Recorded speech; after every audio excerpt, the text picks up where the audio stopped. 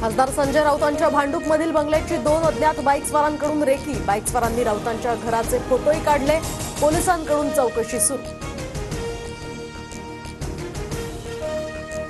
तर संतोष देशमुखांसारखं काहीतरी करण्याचा प्लॅन असेल संजय राऊतांचा आरोप। तर रेकी प्रकरणी जो कोणी दोषी असेल त्याच्यावर कारवाई होईल, मंत्री उदय सामंतांची ग्वाही। संतोष देशमुख हत्या प्रकरणात आरोपींवर मकोका अंतर्गत कारवाई होणार, मुख्यमंत्र्यांची माहिती। तर हत्या प्रकरणी न्यायालयीन आणि एसआयटी मार्फत दुहेरी चौकशी होणार।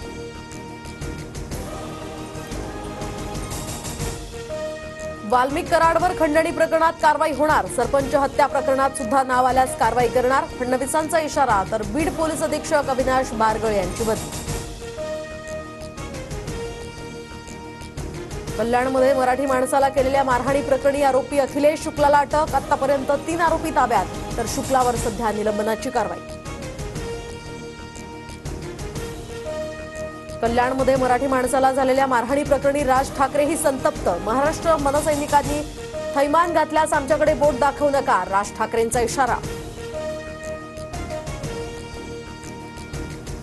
मुंबईत मराठी व्यक्तीला त्रास देणाऱ्या परप्रांतीय अधिकाऱ्यांची कानउघडणी। तर एक बिहारी सप्पे भारी, धमकी देणाऱ्या अधिकाऱ्याला ठाकरे गटाकडून सज्जड दम।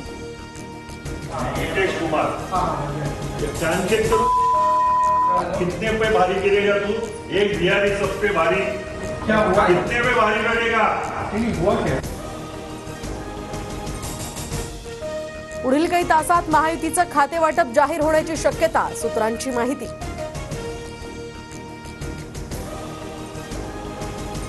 धारावी पुनर्विकास प्रकल्प अदानी समूहाला देण्याविरोधातील याचिका हायकोर्टानं फेटाळली। नियमबाह्य पद्धतीनं कंत्राट दिल्याचा दुबईच्या सेंटलिक कंपनीचा होता आरोप।